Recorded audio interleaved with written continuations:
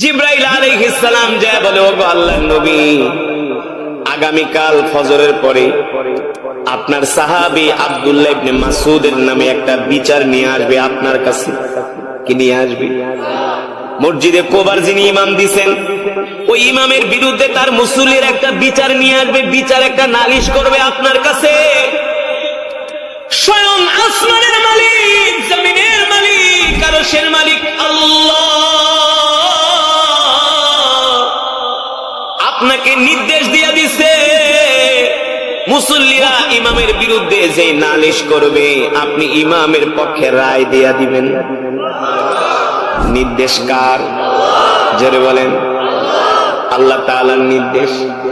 এবার মুসল্লিরা আল্লাহ নবীর সাথে যখন সাক্ষাৎ করতে আসছে, আল্লাহ নবী মুসল্লিদেরকে দেখা মুস্কি মুস্কি হাসতেছে। আল্লাহ নবী তো জানে কেন আইছে, আগেই তো জিবরাইল জানাই দিছে, ওহির মাধ্যমে তো আগেই জানিয়ে দিয়েছেন।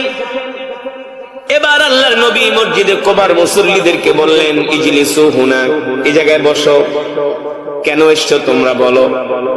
এবার মুসল্লিরা বলে, হুজুর আপনি আমাদেরকে যে ইমাম দিছেন, ইমাম একেবারে একজন পারফেক্ট ইমাম, তেলাওয়াত এত সুন্দর, বয়ান এত সুন্দর, আখলাক চরিত্র সব দিক থেকে 100%, আমরা তার সব ভক্ত হয়ে গেছি, এত সুন্দর ইমাম হয় না।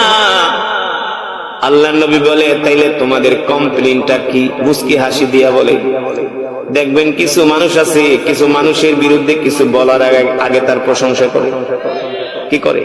ছেলেটা খুব ভালো, একেবারে পারফেক্ট, খুব ভদ্র সভ্য, কিন্তু এক জায়গা দিয়ে একটু সমস্যা আছে। মসজিদের মুসল্লিরা বলে, হুজুর আমাদের ইমাম খুব ভালো। আল্লাহ নবী বলে, সব ভালো হইলে তাহলে তার বিরুদ্ধে তোমাদের কি নালিশ বলো। মসজিদ কমিটির মুতাল্লি বলে, হুজুর আমাদের ইমামের দোষ হলো তিনি প্রতিদিন ফজরের নামাজের শেষ রাকাতে সূরা ইখলাস তেলাওয়াত করে। আল্লাহ নবী বলে, এটা কি এই জন্য কি তোমরা আমার কাছে নালিশ করতে আসছো? বলে, হ্যাঁ, কুরআনুল কারীমের মধ্যে তো আরো অনেক সূরা আছে, আমাদের ইমাম সাহেব তো চাইলে অন্য সূরা পড়তে পারে, এই সূরা কেন পড়ে?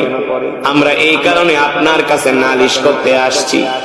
ওইদিকে আবার সাহাবী আব্দুল্লাহ ইবনে মাসউদ ফজরের নামাজ পড়া মনে মনে চিন্তা করে, কয়েকটা দিন হয়ে গেল আল্লাহর নবীকে দেখি না, আমিও একটু আল্লাহর নবীর সাথে সাক্ষাৎ করতে যাই।